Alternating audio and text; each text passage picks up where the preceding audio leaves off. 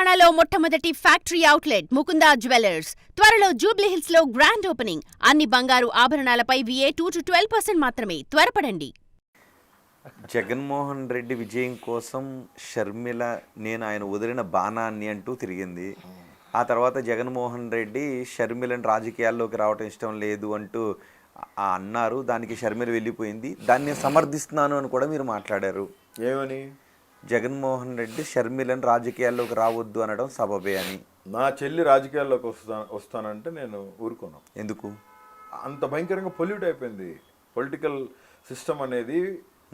Polluted. అంటే ఆడవాళ్ళు రాజకీయాల్లోకి రావద్దు అని నేను చెప్పను, బట్ మంచి రాజకీయాలు లేవు. ఇప్పుడు మీరే కదా మంచి రాజకీయాలు చేయాల్సి. ఎవరు చేయాలి? రాజకీయ ఆ నాయకులు. పరిస్థితులు ఇప్పుడు తండ్రి చనిపోయారు, రాజశేఖర రెడ్డి గారు చనిపోయిన క్రమంలో ఆమెను వ్యాపారాలు చూసుకోమన్న పరిస్థితులు ఉన్నాయి. ఆనాడు ఆమె ఏం చెప్తుంది? ఇప్పుడు మీరు అన్నారు జగన్మోహన్ రెడ్డి గారి కోసం కష్టపడి పాదయాత్ర చేసిందని. జగన్మోహన్ రెడ్డి గారి కోసం కష్టపడి షర్మిల పాదయాత్ర ఏం చేయలే. జగన్మోహన్ రెడ్డి గారి కోసం ఆనాడు భారతమ్మ కూడా పాదయాత్ర చేయడానికి రెడీగా ఉన్నారు. బట్ షర్మిల ఏంటంటే ముందుకు వచ్చారు. ఒక సైడ్ అడ్మినిస్ట్రేషన్, బిజినెస్ అడ్మినిస్ట్రేషన్, అన్ని కొన్ని వ్యవస్థల్ని మేనేజ్ చేయాలి. జగన్మోహన్ రెడ్డి గారి బెయిల్స్ విషయంలో భారతం ఉండాలి కాబట్టి ఖచ్చితంగా షర్మిల ఉండాలని పెట్టారు. షర్మిల ఒక్కతే పాదయాత్ర నడుము బిగించుకుంటే అయిందా? షర్మిల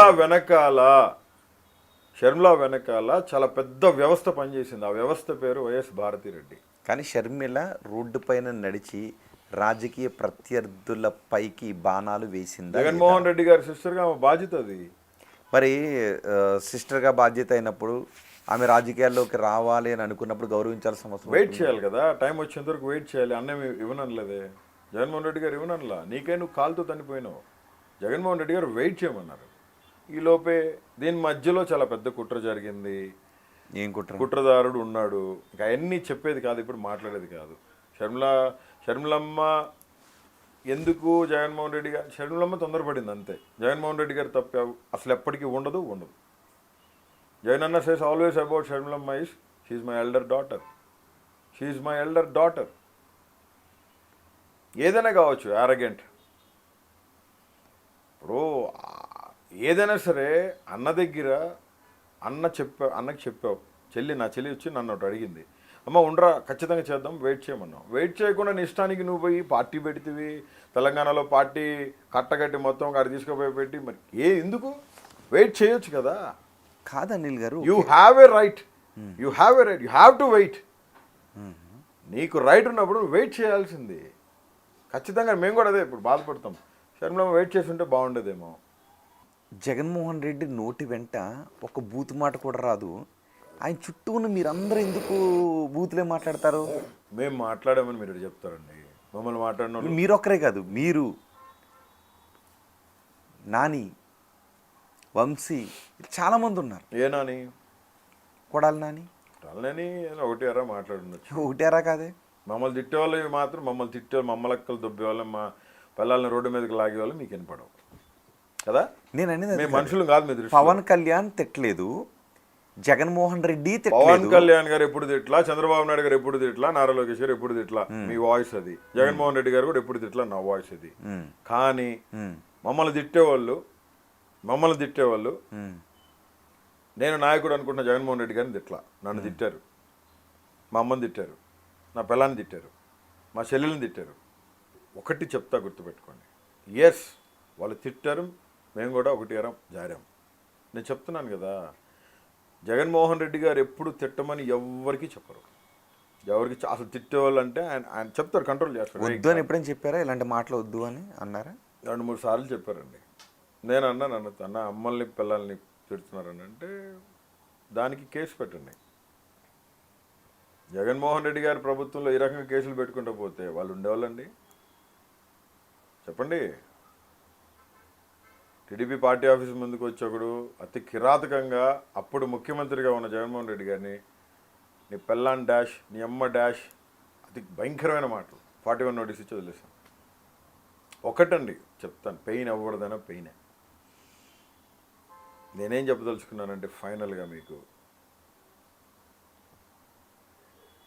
ఈ తప్పు ఎందుకు జరిగింది అనిల్, ఇది నువ్వు ఇలా మాట్లాడావంటే I don't have answer.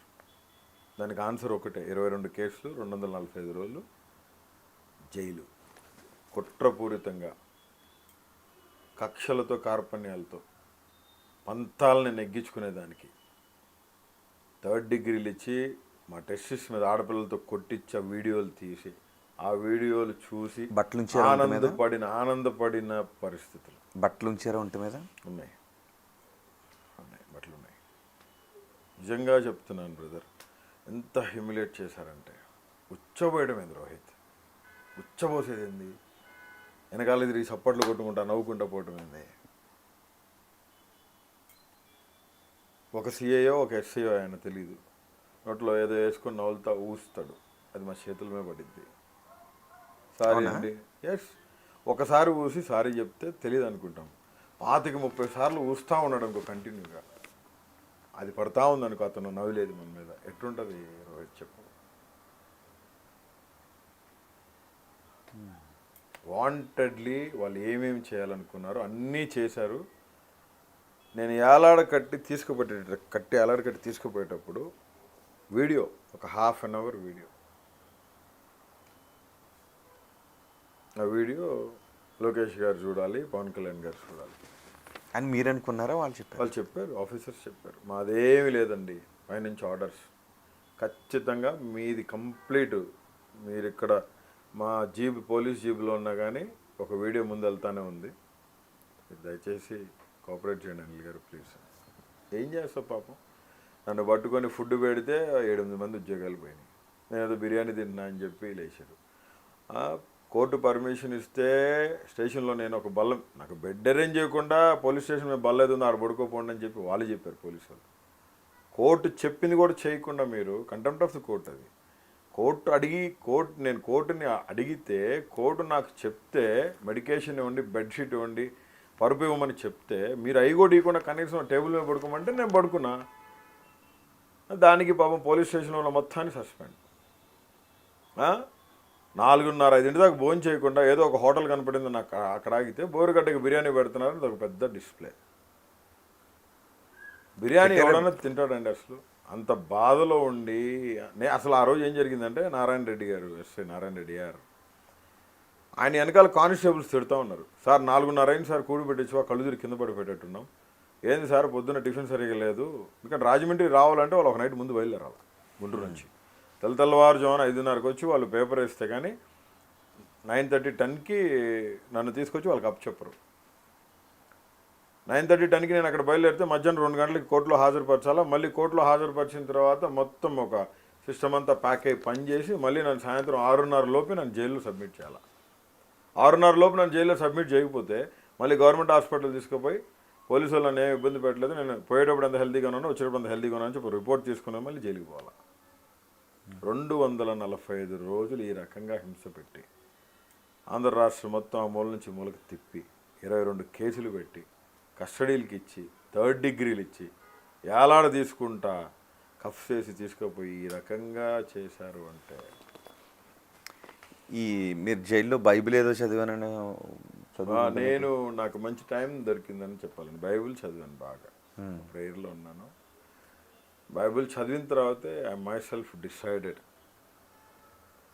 That I want be change, I don't want be like this.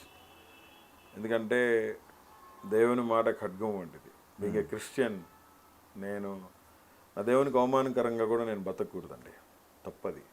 కాబట్టి బైబిల్ మార్చిందండి నన్ను, ప్రామిస్. బైబిల్ నన్ను మార్చింది. నా తల్లి అంతకుముందు బైబిల్ చదవలేదా? లేదండి, చదవలేదు. చర్చికి కూడా వెళ్ళేవాడిని కానీ గుర్తాబత్తిగా వెళ్ళేవాడిని, జస్ట్ ప్రేయర్ చేసుకొని వచ్చి ఏదో నామకార్థంగా వెళ్ళేవాడిని. అనిల్ గారు ఇందాక ఏదో మాటలో నేను ఇంతకు ముందు అనిల్ అయితే ఈ క్వశ్చన్స్కి ఇంటర్వ్యూకి వేరే రకంగా ఉండేది అన్నారు కదా, ఏంటి అంతకుముందు అనిల్ అయితే ఎలా ఉండేది? తెలీదా? ఏం రోహిత్ కొత్తగా అడుగుతున్నావు, తెలీదా? ఎలా ఉండేది నీకు తెలీదా? ఎలా ఉండేది? సరే వదిలే, ఇంకెద్దు. రౌడీయా అనిల్? నేను అనట్లేదు కదా అనిల్ రౌడీయా.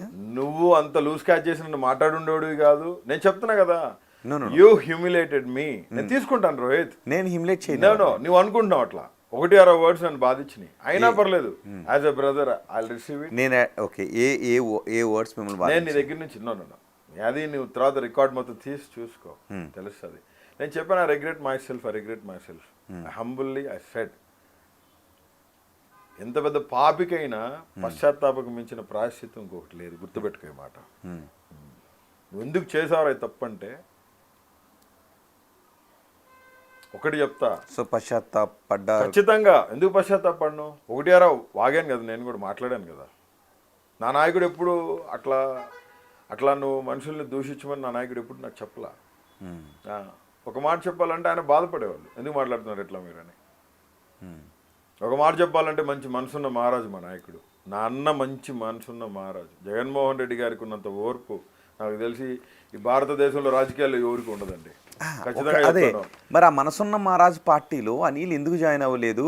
కొంతమంది అనిల్కి మా పార్టీకి సంబంధం లేదు అని కొన్ని స్టేట్మెంట్స్ ఇవ్వాల్సిన పరిస్థితి ఎందుకు వచ్చింది? ఇప్పుడు జగన్మోహన్ రెడ్డి గారు స్టేట్మెంట్ ఇవ్వలేదు, లేదా అంటే పార్టీ అన్ని జగన్మోహన్ రెడ్డి డీలేరుగా అన్నీ ఇవ్వలేరు. పార్టీ అధినేత ఆయనే కదా. వైఎస్ఆర్సీపీ లెటర్ హెడ్లో ఏమని వస్తుంది? గౌరవనీయులైన మాజీ ముఖ్యమంత్రి వర్యులు వైఎస్ జగన్మోహన్ రెడ్డి గారు, పార్టీ అధినేత వైఎస్ జగన్మోహన్ రెడ్డి గారు ఆదేశాల మేరకని ప్రతి లెటర్ హెడ్లో వస్తుంది. ఒక దళిత ద్రోహి అనే చెప్తామండి. ఆడికి నా మీద కుళ్ళు, ఆడికి నా మీద అసూయ, ద్వేషం, దళితుడిగా ఎదుగుతున్నానని, జగన్మోహన్ రెడ్డి గారికి బయట నుంచి పార్టీకి సపోర్ట్ చేస్తున్నానని. దళితుడికి ఇది మీరు ఒక్కరే కాదు కదా, చాలా మంది ఉన్నారు. మరి అతను ఇబ్బంది పెట్టిన వాళ్ళు పార్టీలో దళితులు చాలామంది ఉన్నారు. నాకు కూడా నిన్న ఇవాళ తెలిసిన ఈ విషయాలన్నీ. అలా అతను ఎవరో కూడా నాకు తెలియదు. ఎందుకంటే పార్టీకి వర్క్ చేస్తున్న వాడిని ఖచ్చితంగా నేను కూడా రిసీవ్ చేసుకుంటాను. నేను ఇంటర్వ్యూలో కూడా చెప్పాను. ఇంకెవరున్నారా వైసీపీలో? ప్యాక్ ఆఫ్ పీపుల్ అతని ఇద్దరు పేర్లు ఎవరి పేర్లు చెప్పినాడు. నేను ఇక రికార్డింగ్ పంపిస్తా, డిస్ప్లే చేసి చేసుకో. ఓకే రోహిత్, నేను ఒక్కటే చెప్తున్నాను, నీకు ఒకటి చెప్పదలుచుకున్నా, ఖరాఖండిగా మీడియాకు కూడా చెప్తాను. I'm only working for Jagan అన్న, నాట్ ఎనీ అదర్.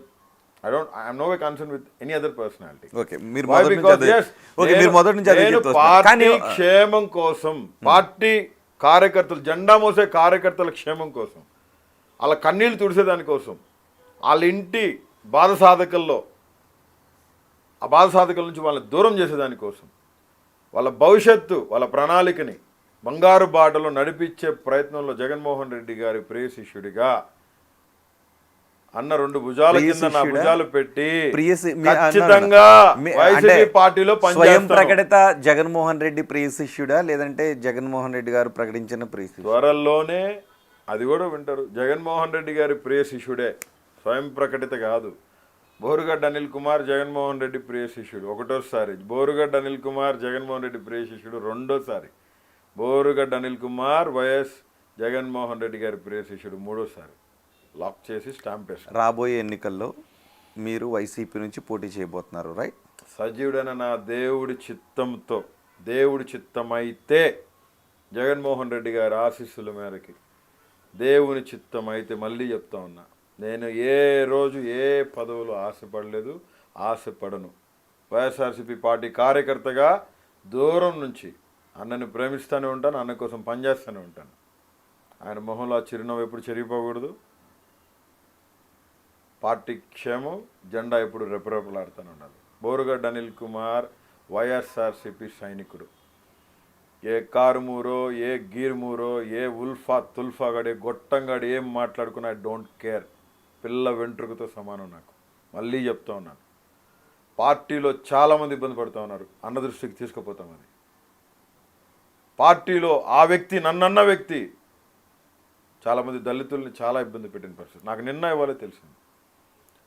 పార్టీ కార్యకర్తగా చెప్తున్నా, పార్టీ స్టాండ్ తీసుకొని చెప్తున్నా, బోరుగడ్డ అనిల్ కుమార్ రౌడీ షీటర్ అన్నాడు. నేను రౌడీ షీటర్ వాడికి తెలుసా? మా నాయన వానికి ఏమైనా చుట్టమా, లేకపోతే వాళ్ళ అమ్మోళ్ళు మా నాయన రౌడీ షీట్ ఎడ్ ఓపెన్ చేస్తారు రోహిత్ నా మీద. ఒక ఆడపిల్ల చనిపోతే అనుమానాస్పద మృతి మచిలీపట్నంలో కొండిశెట్టి ప్రైజీ అనే అమ్మాయి బెరకా హాస్టల్లో చచ్చిపోతే, ఆ అమ్మాయి మృతి పట్ల ఒక ఎస్పీ కాంప్రమైజ్ అయితే, పోస్ట్ మార్టం రిపోర్ట్ కాంప్రమైజ్ అయితే, ఆ ఎస్పీ లంచం తీసుకున్నాడని నాకు తెలిసి, నా దగ్గర ఉన్న న్యూస్ని బట్టి నేను యాజిటేషన్ చేస్తే, నా మీద కేసులు పెడతానికి పోతే నేను హైకోర్టును ఆశ్రయించాను. హైకోర్టు చెప్పింది, నేను ఆ పిటిషన్ నెంబర్ హైకోర్టు పిటిషన్ కూడా, నాకు హైకోర్టు ఇచ్చిన ఆర్డర్ కూడా నేను మీకు పెడుతున్నాను, మీరు డిస్ప్లే చేయండి. రెడ్ పిటిషన్ నెంబర్ మీకు ఇస్తున్నాను. Everything is on record. Contempt of the court move చేసినాం. ఆ హైకోర్టు ఏం ఆర్డర్స్ ఇచ్చింది, వాళ్ళు నా మీద కేసులు పెట్టకముందే పెడతారని తెలిసిన హైకోర్టుకి పోతే do not arrest Anil. whether you have to enquiry or an interrogate Anil Kumar Borugadda, accompany with his legal counsel అని చెప్పి క్లియర్గా ఇన్స్ట్రక్షన్స్ హైకోర్టు వారు ఇవ్వడం జరిగింది. హైకోర్టు వారు ఇచ్చిన ఇన్స్ట్రక్షన్స్ని బేఖాతరు చేసి, వాయిలేట్ చేసి, నా మీద అప్పటి ఎస్పీ రవీంద్ర నా మీద 5 కేసులు పెట్టాడు. నువ్వు లంచం నేను అడుగుతున్నా ఇప్పుడు కూడా, అమ్మాయి చనిపోయింది ఖచ్చితంగా అనుమానాస్పదం. 2019. ఎవరున్నారు అధికారంలో? జగన్మోహన్ రెడ్డి గారు ఉన్నారు. జగన్మోహన్ రెడ్డి గారికి చెప్తే వెంటనే ఆయన రెస్పాండ్ అయ్యి ఇమీడియట్గా గవర్నమెంట్ హ్యాండ్ ఓవర్ చేసుకుంది ఆ హాస్టల్ని, బెరాకా హాస్టల్ని. నాకు తెలిసి ఇప్పుడు కూడా బెరాకా హాస్టల్ గవర్నమెంట్ హ్యాండ్ ఓవర్లోనే ఉన్నట్టుంది, మేము తెలియదు. ఆ అమ్మాయి చనిపోయింది, 14 సంవత్సరాల అనాథ బాలిక, మైనర్ గర్ల్ చనిపోతే, నేను అమ్మాయి చనిపోయిన దానికి అమ్మాయి పోస్ట్ మార్టం రిపోర్ట్ లేదు. ఆ అమ్మాయి 14 సంవత్సరాల అమ్మాయిని ఎట్లా దహన సంస్కారాలు చేస్తారు మీరు చెప్పండి? హిందూ సాంప్రదాయ ప్రకారం, క్రైస్తవ సాంప్రదాయం, ఏ సాంప్రదాయ ప్రకారమైన కానీ 14 సంవత్సరాల మైనర్ బాలికని పొడుస్తారా, కాలుస్తారా? చెప్పండి. దహన సంస్కారం చేశారు, ఎందుకు? ప్రూఫ్స్ ఏవి దొరకకూడదని. ఆ విషయంలో ఎస్పీ కాంప్రమైజ్ అయ్యాడు. నేను అది మాట్లాడి యాజిటేషన్ కూర్చున్నా అని మమ్మల్ని తీసుకుపోయి 15 రోజులు జైలు వేసినారు. హైకోర్టు ఆర్డర్స్ ఉన్నా కానీ పోలీసులతో కేసులు పెట్టించి మమ్మల్ని జైలు వేశారు. Contempt of the court move చేసినాం. ఆ కేసులో ఆ ఎస్పీ అది యాజిటేషన్ అంతా బాగా సోషల్ మీడియాలో వైరల్ అయిపోయిందని చెప్పి అతను పర్సనల్గా తీసుకొని అక్కడ కృష్ణా జిల్లాలో రౌడీ షీట్ ఓపెన్ చేసి గుంటూరుకి ట్రాన్స్ఫర్ చేశాడు. అసలు అతని మీద కేసులే పెట్టదురా బాబు అని చెప్పి హైకోర్టు ఆర్డర్ ఉంటే, ఆ కేసులో 5 కేసులు పోలీసు వాళ్ళతో పెట్టించిన కేసులు, 5 కేసులు పోలీసు వాళ్ళతో పెట్టించిన కేసులు. దాంట్లో నాకు రౌడీ షీట్ ఎట్ ఓపెన్ చేస్తావు? 3 FIRలు దాటితే rowdy sheet. There is a high court orders. I'm not talking about the FIR. So ఇప్పుడు I'm not talking about the FIRs. ఇప్పుడు రౌడీ షీట్ ఉందా లేదా? రౌడీ షీట్ ఎట్టుంటది? హైకోర్టు పరిధిలో కంటెంప్ట్ ఆఫ్ కోర్ట్ మూవ్ చేసినాం. హైకోర్టు ఆర్డర్స్ ప్రకారం rowdy sheet నాకు లేదు. బట్ నువ్వు అంటున్నావు పోలీస్ రికార్డ్స్ ప్రకారం. పోలీస్ రికార్డ్ ప్రకారం ఉంటే కోర్టులో సమాధానం చెప్పుకుంటారు పోలీసు వాళ్ళు. గవర్నమెంట్ ఆఫ్ ఏపీ పోలీసు వాళ్ళు ఆ కోర్టులో చెప్పుకుంటారు. Contempt of the court move చేసిన నేను, నా మీద ఇల్లీగల్గా రౌడీ షీట్ ఓపెన్ చేశాను. నేను సంతకం పెట్టలా. రౌడీ షీట్ ఓపెన్ చేయాలంటే నా కుటుంబ సభ్యులకు తెలియాలా, ఎగ్జిక్యూటివ్ మ్యాజిస్ట్రేట్ సంతకం పెట్టాలా? అసలు నా సంతకం ఫోర్జరీ. దాంట్లో నాకు రౌడీ షీట్ ఎట్ ఓపెన్ చేస్తారండి? 2024 వరకు లేని రౌడీ షీటు పాత డేట్ వేసి కొత్త రౌడీ షీట్ అటు తీసుకొచ్చారండి. రౌడీ షీట్ ఉంటే కన్వెన్స్ ఇస్తుందా గవర్నమెంట్? రౌడీ షీట్ ఉంటే ప్రోటోకాల్ ఇస్తుందా గవర్నమెంట్? రౌడీ షీట్ ఉంటే ఇండియన్ ఎకనామిక్ అసోసియేషన్ 3 సంవత్సరాల సభ్యత్వం ఇస్తుందా? ఇంటెలిజెన్స్ రిపోర్ట్స్ తీసుకోరా? 23-24 నా మీద అటాక్ జరిగిన తర్వాత, నా ఆఫీస్ మీద అటాక్ జరిగిన తర్వాత నేను ఒక అర్జీ పెట్టుకుంటే ఇంటెలిజెన్స్ రిపోర్ట్ తీసుకొని నాకు కన్వెన్స్ ఇచ్చారు. మీరు చెక్ చేశారా నా పైన ఏదైనా రౌడీ షీట్ ఓపెన్ అయ్యి ఉందా లేదా? అసలు రౌడీ షీట్ ఓపెన్ అయ్యి ఉంటే పోలీస్ స్టేషన్ నుంచి ఖచ్చితంగా ఆ సబ్ ఇన్స్పెక్టర్ కానీ సర్కిల్ ఇన్స్పెక్టర్ కానీ ఖచ్చితంగా అప్రోచ్ అవుతారు. ఏమని? మీ మీద రౌడీ షీట్ ఉందని. పొలిటికల్ మూమెంట్స్ చాలా జరిగినాయి 19 to 24. ఏ పొద్దు అదే police station, Arundelpet police station నా ఆఫీస్ దగ్గర, నా ఆఫీస్ డ్యూటీ చేశారు కదా. పట్టాభిపురం పోలీస్ స్టేషన్ 90 దగ్గర డ్యూటీ చేసింది కదా. రౌడీ షీట్ ఉంటే నాకు కట్టిస్తారు గన్మెన్ని. రౌడీ షీట్ లేదు. అతను ఏదో నా మీద ట్రై చేయాలని చూశాడు. ఆ ట్రై చేయాలని చూసి గుంటూరుకి ట్రాన్స్ఫర్ చేసిన పరిస్థితుల్లో రౌడీ షీట్ ఓపెన్ అవ్వాల. ఈ ప్రభుత్వం వచ్చిన తర్వాత రౌడీ షీట్ ఓపెన్ చేసి ఆ పాత డేట్ వేసి చేసిందా లేకపోతే ఏం మ్యానిపులేట్ చేశారా? ఈరోజు ప్రతి ఒక్కరు రౌడీ షీట్ అనే ప్రతి ఒక్కరికి చెప్తున్నాను, ప్రతి యూట్యూబ్ ఛానల్ని, ప్రతి యూట్యూబ్ లింక్ని సేవ్ చేసి నా వ్యక్తిగత హననాన్ని మీరు చేశారు కాబట్టి జాతీయ ఎస్సీ కమిషన్లో కంప్లైంట్ చేయడం జరిగింది. డైరీ నెంబర్ అయింది. సుప్రీంకోర్టుకు కూడా ఇచ్చినాం నా మీద రౌడీ షీట్ లేదని. ఈ విధంగా అయిందని చెప్పి ఆ హైకోర్టు ఇచ్చిన ఆర్డర్ను కూడా ఛాలెంజ్ చేసి ఇక్కడ హైకోర్టులో కంటెంప్ట్ కేసి అదే అఫిడవిట్ అక్కడ కూడా ఫైల్ చేయడం జరిగింది. For more videos like this, subscribe Big TV channel.